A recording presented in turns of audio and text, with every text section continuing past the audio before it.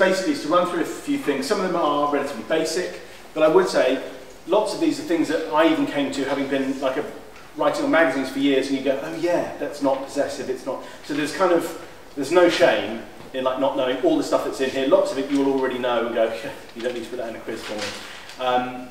And the main reason for this is essentially for professionalism. Most of you will see in menus, you'll see on sandwich boards outside pubs, things that are spelt wrong, and you just feel your stomach go, ugh. And that's exactly why we need to get everything squeaky clean internally, so that when you see each other's documents, everything's as clean as it can be. Also externally, because if you're doing a presentation, particularly this new business, and you're doing your slide and you just see a misplaced apostrophe, you're like, right, quickly move on. Also, importantly, you change the meaning of what you're saying. The context may say, yes, obviously they don't, that's not what they mean, but it's just better if you are literally writing the thing that you literally want to communicate by not confusing it by getting things wrong. So because grammar and punctuation is not the most fun topic, I've turned it into a quiz. And I've worn this very special outfit, Quizmaster outfit. So I've put this quiz together based on some general things, but also specific things that I've seen in this room and that other people have noticed in the room going around. So it's in the form of a quiz. Do we write down? No, this is just a participation medal kind of quiz. There's no prizes. Yeah. You can go and congratulate yourself privately later if you've done well. So I'll call on someone in the room. What's wrong with this? Michael. What's wrong with that? Apostrophe suggests it's possessive. Correct. Anyone else spot anything else? Well, it's not the appropriate use of the exclamation point. Oh, sorry. DJ is the right answer. So yeah, this is a complete favourite. It's a favourite of mine. There's a pub on Ketts Hill where I saw that, DJ's Tonight, which I assumed that DJ apostrophe S was performing tonight. So yeah, it should be DJ's Tonight, because DJ is an initialism. So as such, anyone who's writing this, they're KPIs. That is the plural of KPIs. No apostrophes, because otherwise it's something that belongs to the KPI. And if you write KPI apostrophe S in a document and it comes to me, I'm always wondering, well, what? What's the thing that belongs to the KPI? I think I'm guilty of that one. What's wrong with this? Sabrina, you want to bash? Again, no apostrophe. It should just be 80s with no apostrophe. Is that right? In the right direction. Yeah. 50% of it is right. Anyone else for the rest of it? I banned Helen from playing a part in this, by the way. Should the apostrophe be before the 8? Is that what you were going to say as well? Yeah, that is correct. This is a really tough one. You'll see it wrong in lots of places. It should be, and I specifically used curls to annoy Alex.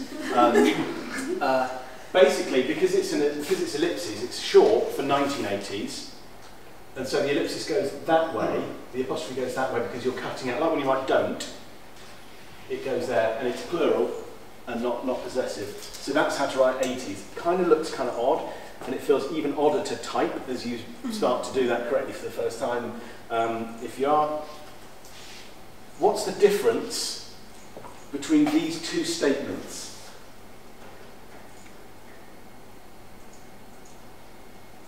Anyone want to have a bash? Duncan? The second one is saying, the statute is saying this is a beauty, as opposed to the first one where it's written on the statute. That's in the right direction, yeah? And I'd say this is a, what's the meaning of the statement? So Duncan's saying in the right direction. Anyone else want to have a... One's a quote and someone's actually quoted it. Yeah. That's it. So the first one, this is the statue as quoted as actually saying the words, this is beauty. Whereas this one suggests, I looked at the statue and it said, this is beauty. Like a sort of a statement like an intangible.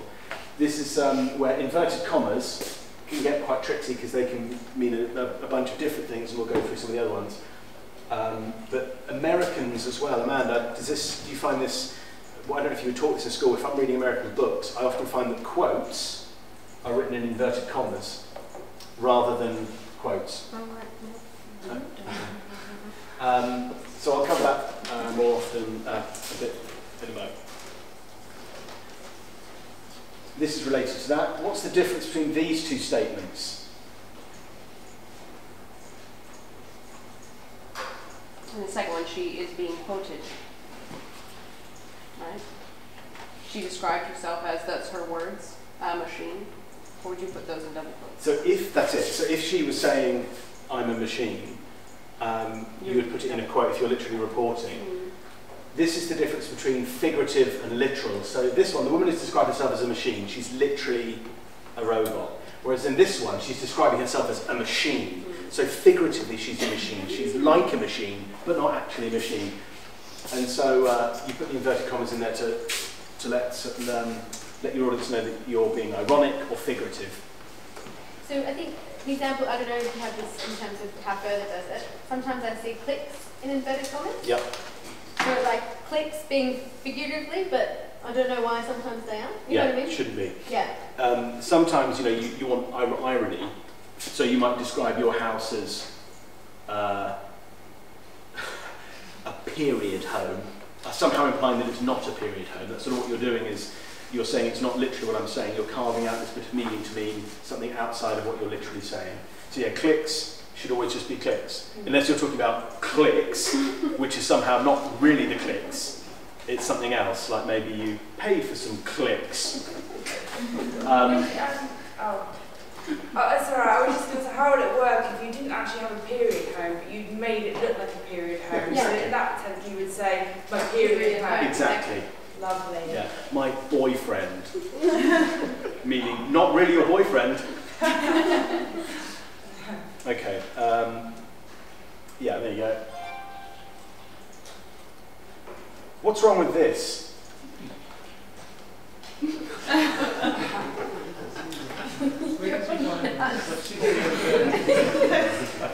You are. Okay, Yeah, so that's true, yeah. go on, Carly, what were you saying? You are nuts. Right, you're nuts. Right, so this is implying possessive. Yeah. Unfortunate, again, obviously, where it lines up. Shouldn't there be a full stop after shading? No, if it's a title, and that's a difficult one. We'll cover full stops and where they go later. So that's the key one. Do you want to point out any others? Exclamation marks. Yeah, what about Phoebe? You only need one. Only need one. Weirdly, Well, if you want to do three, sorry? If any. If any. I love it. I think it's a more click. Yeah. You don't really need, if you were going to use three, usually come in threes or ones, you don't need three exclamation marks unless it's social media. You certainly don't have three question marks. But ellipsis, like dot, dot, dot, is always three, not like 5, 4, 2, which is confusing. So yes, exclamation marks.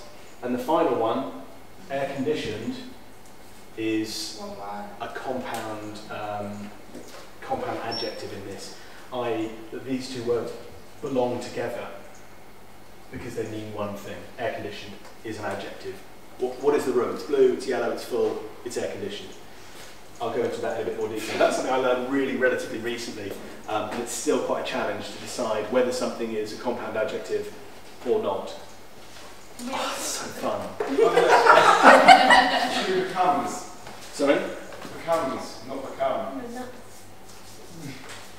Thank you. Yeah, problems with plurals. I've added these in just because they're glorious. There's something that if you're bad at spelling, having it literally on your body forever always makes it better. So problems with apostrophes in the wrong places, always awesome. And of course, you could just add a little, just go back to the guy. Sorry? You could just add that in later. Yeah. Add that in later, yeah, like a fridge magnet. Because that's not the same. What's wrong with this? Best selling is also with a dash. Exactly. So this is a compound adjective. Best-selling becomes the qualifier, so it's best-selling with a hyphen. Because otherwise, can become, in certain situations, ambiguous. Check out my best-selling book. So is it your best book about selling? So, again, the punctuation in there helps get rid of any ambiguity. No one would think that, but in some sentences, which we'll cover in a mo, you can go, well, I don't know what they mean, because I need that as a guide. There you go, should be best-selling. This is an example of how to know, is that this is a sentence, the top one, this whiskey is 12 years old. That's not adjectival. You're just stating it is 12 years old. Whereas if it's a 12-year-old, 12-year-old suddenly becomes an adjective and therefore needs hyphen hyphen. So like up to date. If I'm saying I am up to date is the adjective, so it's all hyphen hyphen. If you get to something like this, please come and see me. I love defining what is and is not a compound adjective. So if you get something like this when you're in the office, and you can't figure it out, or even if you have figured it out, you just want to show me, I'd love to see your compound adjectives. So no one ever. What's wrong with this?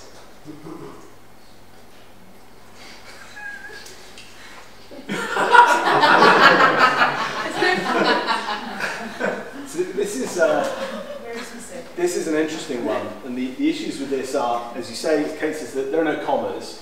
No, it's kind of it's a sign. It's not a piece of flowing copy, so you may not expect that it necessarily needs commas and full stops. But it proves the point that your commas show meaning as well as like pacing how you read it. The unfortunate bit is that children is a noun, and these are adjectives. If this was at the top, you would read it differently. Toilet only for children, disabled, elderly, pregnant. It's not as funny. So by having commas, you would separate those out rather than having them all define the last one. Again, an example of why it's important.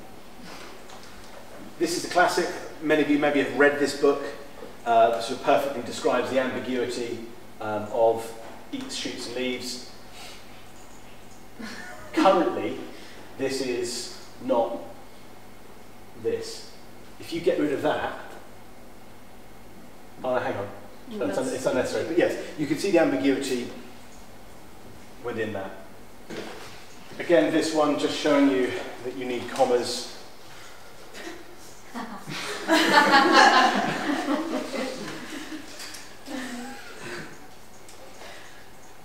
This one's more of a discussion because as well as there being rules and what's right and wrong with language, language is always on the move, it's always changing. English is a prime example of ones where we have rules and then we just completely bend the rules all the time because we're constantly borrowing and needing to invent new words. A prime example from the Dutch is at some point in history someone went, it's a nice boat you have there, what do you call it? And the Dutch person said, we call it a yacht. And they went, it's fantastic, how do you spell that then? Y-A-C-H-T. J, actually. Is it J? Marbella. You then have a choice. Do you call it a yacht and spell it Y-O-T in the English, how you would pronounce it? Or do you call it a yacht and spell it Y-A-C-H-T? And you go, well, we're just gonna have a new rule. It's spelled yacht and pronounced yacht, like pizza and lots of other words. So there's incessant rule breaking and it's always changing. Does anyone hyphenate email?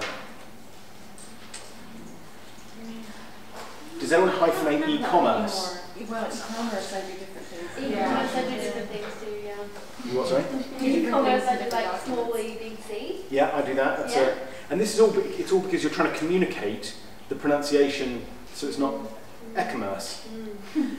So broadly, the point I wanted to make here is that, as a rule of thumb, things usually start as two words.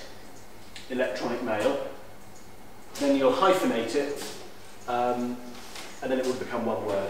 So if anyone who's ever read any editions from the turn of the last century, you might see today or tomorrow hyphenated, someone hyphenated. But the rule is it will always usually become one word because you just don't need the hyphen. We've learned that that's an email. There are exceptions to this, and one of my favourites is this one. This is why this is not a word. Someone is a word, anyone is a word, but no one will never become one word. If we put 2 dots on the second arm. What does that mean? An umlaut's what? So it's like a Motorhead song. No one. Noon. We don't really have that. What's wrong with this? This is a really tricksy one. Can anyone see what's wrong with that? I'll buy a bag of biscuits of your choice if anyone can see it. Apart from Helen.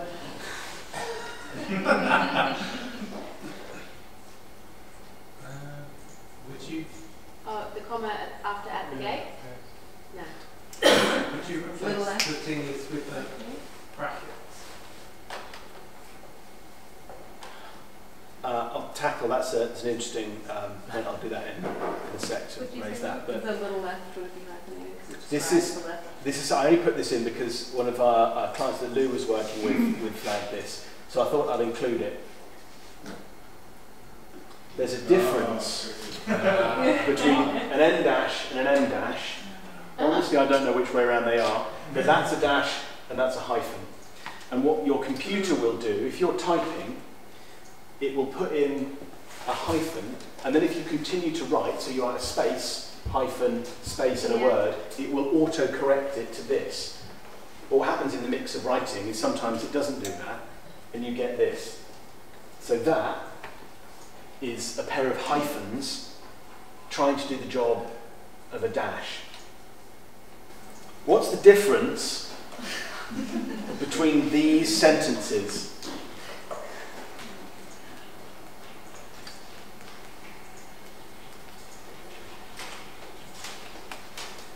So this is a point about meaning, right?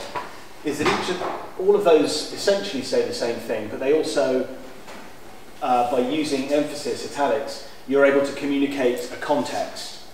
So by saying Michael plays piano like a champ, you're implying that the meaning of this sentence is in comparison to other humans. So Michael plays piano like a champ, whereas this one, Michael plays piano like a champ, but isn't a champ. You know, that's the implication of this. So, I've duped that one, sorry.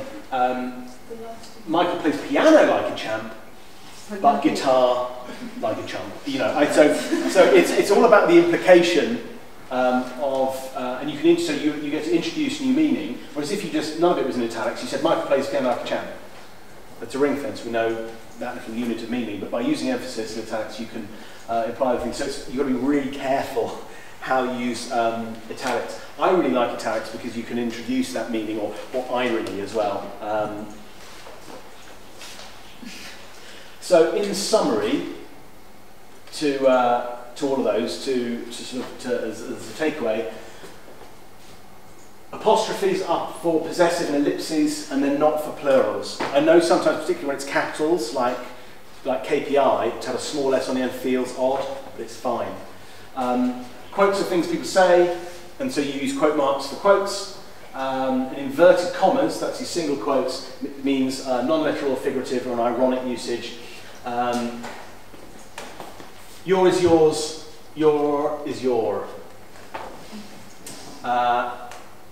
If the previous two words come together to describe what follows, then it's a compound adjective. It's a good place to start. Please put your hand in the air. I really want someone to go, Gill, tell me if this is a compound adjective. And then we can talk about that for 20 minutes. Use commas where you would take a breath, or you need to separate units of meaning. Sometimes I find this with some writers that will send things back to you, and they're not wild about using commas. And so things sort of, they're harder to read, because you're sort of reading units of meaning all in one go and having to separate them in your brain. Whereas if you use a comma and you've got long sentences, you're cordoning off the units of meaning for your reader, which makes it easier. And again, the guide of where to use a comma is where you take a breath. I still often, with long sentences, find myself reading them aloud in my head, if that's the thing, to see how I would read it out loud, to put the commas in there. Is there ever, at what point is it too many commas? Because obviously I talk like in real life, and I do that on email, and then I'm like, I've got so many commas in, and it's just gone on too long, but I can't end it yet, I need to keep going. Like, when is it not okay? When it's a paragraph. I mean, that's an interesting one.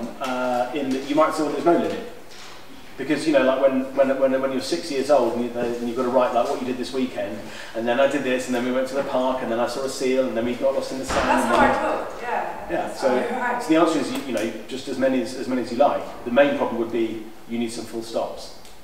Hyphenated words usually end up as one word. I still feel strange about e-commerce and e-book, but I'll make peace with that because that's usually how words end up.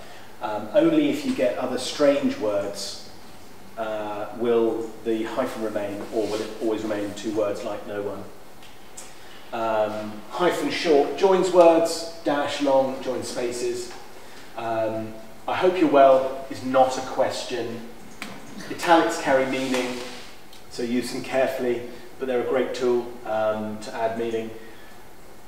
Full stop only at the end of a bullet point list like this.